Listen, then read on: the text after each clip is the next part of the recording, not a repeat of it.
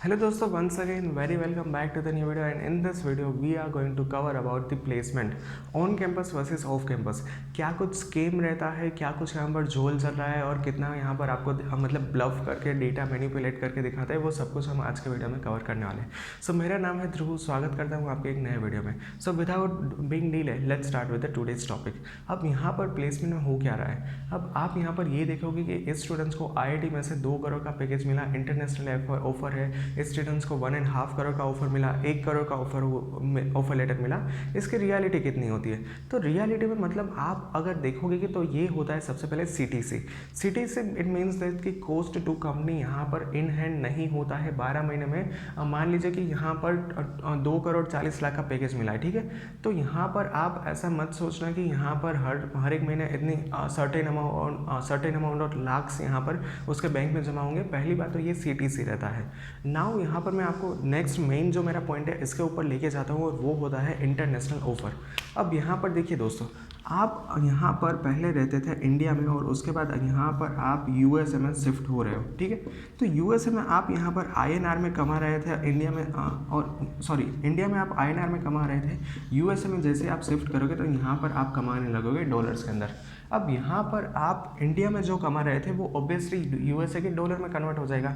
India में आप 1 रुपये कमा रहे थे तो वो यहाँ पर क्या हो रहा था, डॉलर में डिवाइड हो रहा था। USA में आप 1 रुपये कमाते हैं तो वो इंडिया का हो जाता था 70 रुपीज़। अब जो यहाँ पर ही है, मान लीजिए कि किसी स्टूडेंट की सैलरी यहाँ पर USA में 1000 रुपीज़ वो कमा रहा है तो उसको मल्टीप्लाई करना है 70 से, तो यहाँ पर कितना हो जाएगा 70,000। बट यहाँ पर आप बोलोगे क्या कि वो USA में तो 70,000 कमा रहा है, बट वो कहाँ as a Indian national rupees, but USA में तो वो एक्चुअली $1000 ही कमा रहा है। तो यहाँ पर झोल यहाँ पर है कि कंपनीज डॉलर के नंबर्स नहीं देते हैं, उसको यहाँ पर मल्टीप्लाई करते हैं 70 के साथ। मतलब 70 मैंने इस टाइम मतलब बहुत पुराना दाम लेके चला है, अभी तो यहाँ पर ये हो गया 80 रुपीज़ के समथिंग, ठीक है। डॉलर का आप भाव देखोगे तो यहाँ पर हो गया ये 80,000, ठीक है। तो ये कितने मतलब पैमाने पे ये अच्छी बात है कि मतलब it's a really bad thing कि जो वहाँ बंदा 1000 कमा रहा है, उसको $1000 कमा रहा है, उसको आप यहाँ पर एज इस तरह से बुला रहे हैं कि वो यहाँ पर 80,000 कमा रहा है, ठीक है। तो पहली बात तो ये यहाँ पर फिगर्स को यहाँ पर इंडियन नेशनल रुपीज़ में कन्वर्ट करते हैं और उसके बाद यहाँ पर डेटा दिखाते हैं। मान लीजिए कि वहाँ पर कोई स्टूडेंट्स की यहाँ पर कोई एसोसिएट की सालाना सैलरी $10,000 है और वो उसको 80 में हम कन्वर्ट करते तो वो कितना होगा 80 123 INR। तो मान लीजिए कि कोई यहाँ पर एसोसिएट USA में जाके $10,000 कमा रहा है, ठीक है। तो आप ऐसा बोलोगे कि वो बंदा वहाँ पर 8 लाख रुपए कमा रहा है, तो आपको तो वही लगेगा ना कि 8 लाख रुपए कमा रहा है तो कितनी बड़ी अमाउंट होगी। बट सामने ये भी तो देखिए 8 lakh as a Indian national rupees, not as a dollar के अंदर तो वो सिर्फ ही 10,000 ही कमा रहा है, ठीक है। क्योंकि वहाँ पर वो जो भी परचेस करने जाएगा वो सब कुछ उसको वहाँ पर डॉलर में देना होगा। तो सबसे पहले तो यहाँ पर स्कैम कुछ इस तरह से होता है कि यहाँ पर कॉलेजेस है, मैंने देखा है कि वो यहाँ पर डॉलर के अमाउंट को यहाँ पर किस में कन्वर्ट कर देती है, डॉलर के अमाउंट को यहाँ पर इंडियन नेशनल रुपीज़ में यहाँ पर कन्वर्ट कर देती है, and which is not a good thing. Now point number 2 main यहाँ पर चीज़ में एक चीज़ कवर करना चाहूँगा, and that is the on campus versus off campus. ये 2 मेजॉरिटी चीज़ रहती है। यहाँ पर पहले मैं लिख देता हूँ ऑन और यहाँ पर सेकंड में मैं लिख रहा हूँ ऑफ कैंपस। ऑफ कैंपस का मतलब क्या होता है, ऑन कैंपस का मतलब क्या होता है। ऑन कैंपस मतलब यहाँ पर मान लीजिए कि एक कंपनी बैठी है, अब यहाँ पर मैं C करके लिख रहा हूँ, तो यहाँ पर कंपनी है वो वेरियस कॉलेज में विजिट करेगी।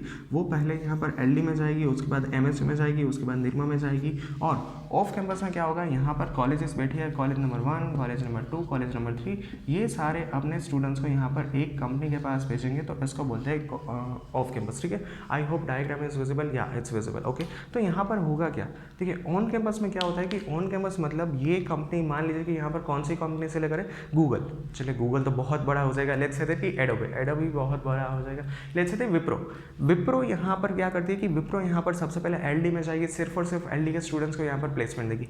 उसके बाद विप्रो यहाँ पर VGC में जाएगी, विप्रो यहाँ पर MSc में जाएगी।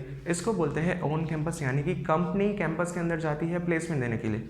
अगर हम ऑफ कैंपस की बात करें तो यहाँ पर लेट्स से कि टाटा कंसल्टेंसी सर्विस बैठी हुई है। यहाँ पर होगा क्या, यहाँ पर एलडी अपने स्टूडेंट्स को टीसीएस के ऑनलाइन पोर्टल पर रजिस्ट्रेशन करवाएंगी, वीजीसी यहाँ पर अपने स्टूडेंट्स को भेजेगी, निरमा यहाँ पर अपने स्टूडेंट्स को भेजेगी, तो इसको बोलते हैं ऑफ कैंपस। तो यहाँ पर आपको ये देखना है कि ऑन कैंपस कितनी कंपनीज आती है, ऑफ कैंपस के अंदर पूरा का पूरा आप भूल जाइए, क्योंकि यहाँ पर ऑफ कैंपस इंपॉर्टेंट नहीं रहता है, ऑन कैंपस इंपॉर्टेंट रहता है, क्योंकि यहाँ पर आपको ये देखना होता है कि कितनी नंबर ऑफ कंपनीज कैंपस के अंदर आती है, और ये इंपॉर्टेंट होता है। और जितनी अच्छी कंपनीज, जितनी ज़्यादा कंपनीज कैंपस के अंदर आएगी, उतना ही ज़्यादा आपके लिए बेनिफिट रहेगा, उतना ही ज़्यादा आपके लिए अच्छा रहेगा। तो आपको यहाँ पर ये देखना है कि ऑन कैंपस सबसे ज़्यादा कंपनीज आनी चाहिए, ऑन कैंपस अच्छी अच्छी कंपनीज आनी चाहिए। बाकी TCS, Accenture, Wipro, Capgemini, Cognizant, HCL tech, फिर टेक महिंद्रा, ये सब कुछ तो यहाँ पर आपको ईजिली ऑफ कैंपस में प्लेसमेंट दे देता है, ठीक है। तो यहाँ पर आपको सबसे पहले मेक श्योर करना है कि आप यहाँ पर ऑफ कैंपस की कंपनीज को ना देखो, और यहाँ पर जब भी आप कैंपस विजिट में जाओ, जब भी आप स्टूडेंट के साथ बात करो, पर्टिकुलर उसको पूछना कि भैया यहाँ पर ऑन कैंपस कंपनीज कितनी आती है, मुझे ऑन कैंपस कंपनीज का डेटा चाहिए, और ऑन कैंपस में कितना यहाँ पर पैकेज ऑफर होता है। दूसरी बात कि काफ़ी सारी कंपनीज यहाँ पर क्या करती है कि वो कॉलेज टू कॉलेज यहाँ पर आपका जो होता है कैंपस का मतलब ऑफर भी डिफर करती है।